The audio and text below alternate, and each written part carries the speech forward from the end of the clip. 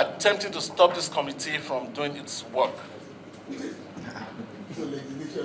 This is unacceptable.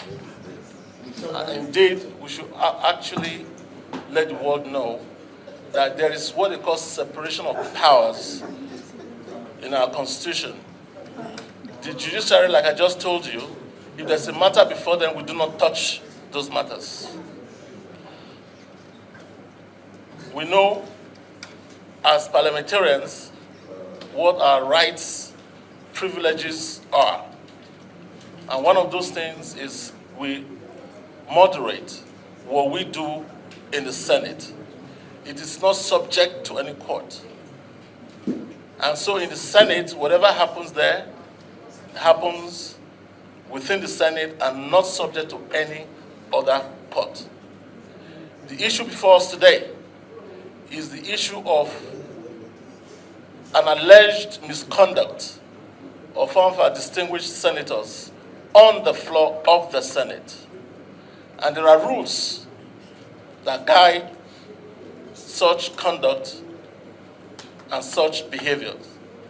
It is not subject to any court outside this committee. And so we do not actually pay much reference to this order that came.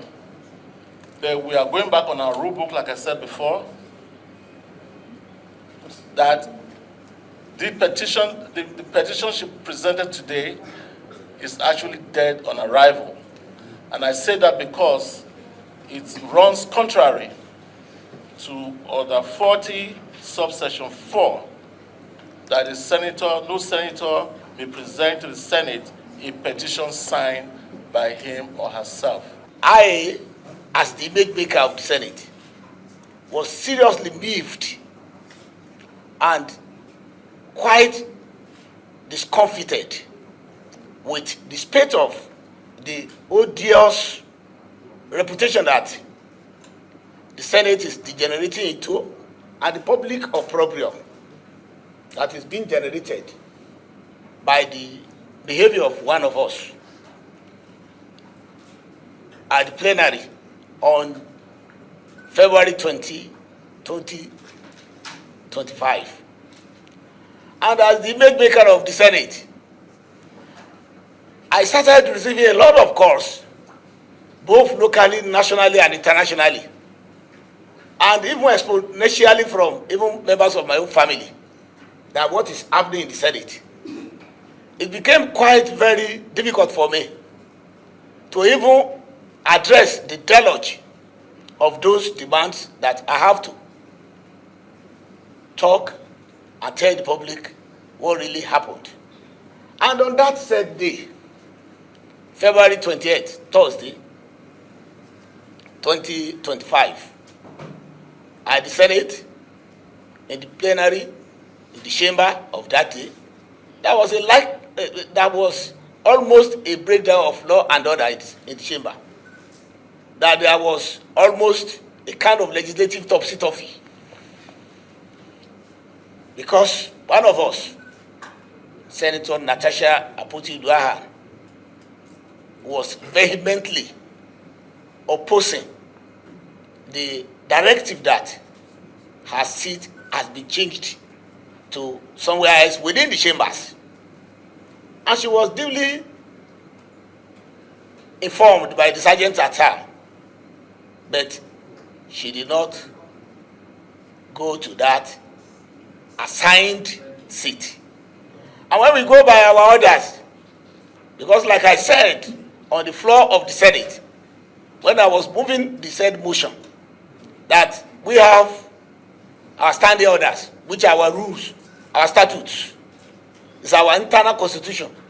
Because we are empowered by the various sections of the Constitution, that is the National Assembly, to make our own rules that will guide us, since we are not barbarians, since it is not an animal farm.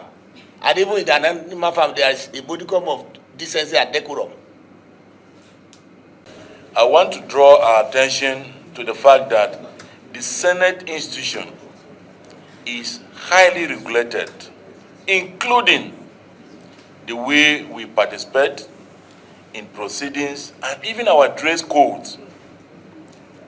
It is a highly regulated institution, and we are regulated by this red book called Senate Standing Orders. And by virtue of my position as the chairman of the Committee on Rules and Business, I stand to protect the rules of the Senate and to ensure that the rules are enforced at all sittings of the Senate. I want to draw our attention to Senate Standing Order Rule 1, which says the proceedings in the Senate and in all committees of the Senate shall be conducted in accordance with the Senate rules and orders. We're going on trying to appeal to her to listen, but she was sitting down on her former seat. Not until when the vote and proceeding was approved, immediately after the approval of votes and proceedings, then Senator Tahir Monguno raised a point of order informing the Senate about the new changes, which he said clearly that Senator Natasha should move to her newly allocated seat next to Senator Ireti Kingibe. If her refusal to do that may tantamount to that she may not be allowed to speak, because it is against the rules of the Senate a senator to speak from a seat not allocated to him. She insisted. So after he finished his point of order informing the Senate, she too equally raised another point of order according to her under privileges, that her privilege has been infringed, therefore she cannot move to that. Still, SP says he will not recognize her until when she moves to that her newly allocated seat. So she continues shouting, following a lot of unparliamentary languages. So based on that, SP directed that Sergeant at Arms should go and off her microphone and take her outside the chamber, so that we'll have a relative peace within the chamber. We approached her. Immediately we are moving there. We call some of the ladies so that somebody will not hide under tradition, and even though in discharging our duties we can do beyond that. So as we approached, many senators surrounded her that no, we should not move her. They're trying to plead to the Senate President to see normalcy is brought back to the chamber. So in the